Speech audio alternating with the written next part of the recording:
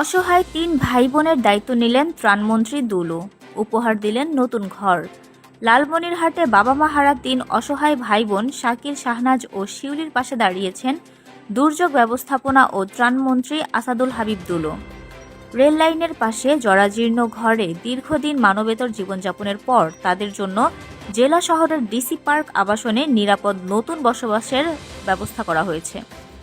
মঙ্গলবার বিকেলে মন্ত্রী নিজ হাতে তাদের নতুন ঘরের চাবি হস্তান্তর করেন। এ সময় তিনি বলেন, সরকারের মূল লক্ষ্য হল অসহায় মানুষের পাশে থাকা। পরে পরিবারটিকে ৩০ কেজি চাল প্রদান এবং ঘরের সামনে একটি ফলদ গাছ রোপণ করেন তিনি। এই বাচ্চা ৩টা রেল লাইনের মধ্যেই নিজেদের আয়োজন একটা ছোট্ট টিনের চালার মধ্যে থাকে। এর বাবা ছেড়ে চলে গেছে, মা ছেড়ে চলে গেছে, কোনোদিন এদের খোঁজ রাখিনি। তো যেহেতু এটা আমার নলেজে আসার সঙ্গে সঙ্গে আমি আমাদের পক্ষ থেকে একটি ঘর বানিয়েছি, দিলাম আজকে, এবং এরা লেখাপড়ারও সুযোগ পায়নি।